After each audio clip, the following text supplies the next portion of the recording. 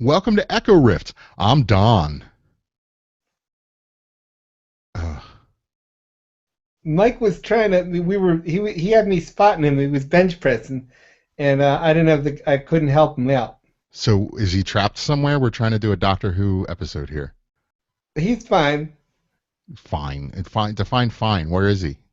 Well, he's laying there next to the weights. He's taking a nap.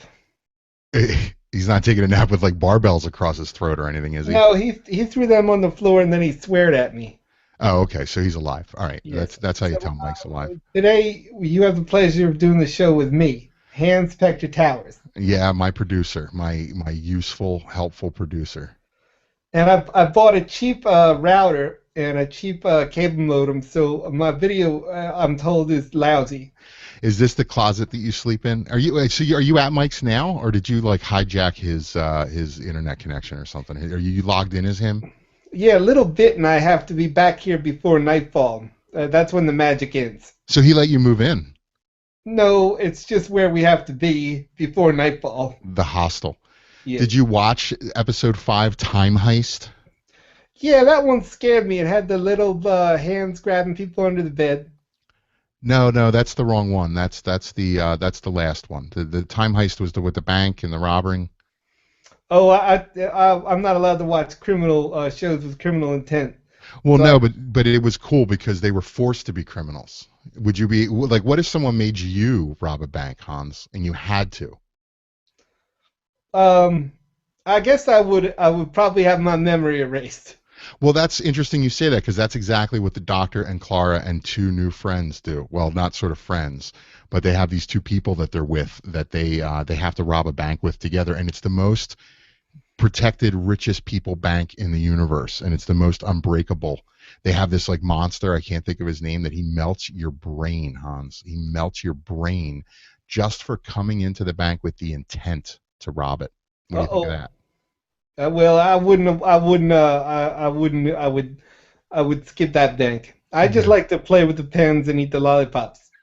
I don't think they have pens at a bank like this because I don't think if you had the money to have a bank like that, I don't think that you would. I don't think that you would bother needing the pens. Yeah, I think you could have all the pens you wanted of your own. But if you had the intention of taking them, that thing would come and it would zap your brain out. It would, and it would know, and it would zap your brain out in a second because you don't have you're. I would love to play poker with you. I would take all your lollipops. I can tell what you're thinking at any given time. What am I thinking right now? You're thinking that you want to know how I know what you're thinking. No, I'm thinking that I want you to get on with the Doctor Who episode. I'm gonna produce this show, all right? All right. Well, I loved the episode. It was another hit. I don't think there's been a dud yet in this season, and I've never. In general, I like all Doctor Who episodes, but there have been episodes where I thought, and this one was not one of them. I loved it. It had this cool style. I love the way it was directed. I love the idea of the Doctor being on like an Ocean's 11 type heist. It didn't have the. I guess Ocean's 11 implies the planning part because that's usually half that movie. He didn't have that, but there was just lots of cool mystery in how they're there and they're running into, they break in and they get to the next spot, and all of a sudden the architect, this person called the architect, sends them on this mission to rob a bank, and the reveals of information were fascinating. I really really liked the episode. Mike said he didn't like the fact that they kind of, at the end of the show, they kind of wimped out on how bad that monster was. He said he wanted that monster to stay like monstrously evil, like it seemed to be. It seemed to be like a force of nature. Yeah, I think that's one of those Doctor Who things, though. I mean, usually the monster in the end is like I felt like I knew from the start that they were going to find out that they're there to free the monster. I mean, I thought that it's funny. There's two things I thought about the episode, and I'm going to spoil it. I thought that they were there to save the monster the first time I saw the monster, and I thought that the Doctor is the architect. In fact, I was a jerk in front of my whole family while we were all watching. I did that thing that a 13-year-old does, and I went, "Ooh, ooh! I bet you the Doctor is the architect." Oh, what a oh! I know. I can't help myself. Did they say, listen? Why don't you leave the room? No, because that's what I say. Cause you would, if someone said that while you were watching, you would snap at them, you'd hiss at them like I've seen you do. That's because I'm the dad. I get to do those things. That's part of what dads do. We got to get those kids bumped up to super kid, and then they can silence you. They'll be super kid when they're 19 years old and they move out. How about that? I'll give them till they're 19. None of these Uh, kids. There's a clip that I want to play. I love this. I love the swagger that this doctor has. All the doctors in the modern era have had swagger, but I really like his. And there's this really cool scene I want to play. Stephen Moffat made a point recently. Is that his name? Yes.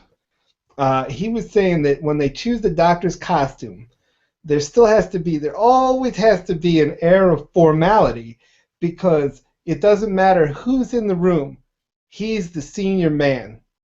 It's true, and that's cool. I hadn't really thought of that way, but you're right, and that might be one of the many reasons that Colin Baker's costume didn't work. That daring Sixth Doctor costume, because you're going to notice him in any room, but the actor has to do a lot more work to command the room. Where with the other doctors, you're right. As I reflect back on their looks, that's very cool. I hadn't never really thought of it that way. Yeah, so anyway, that's Mike kept repeating that because he heard it from Stephen Moffat, and he just thought it was such a great line that he wanted me to repeat it.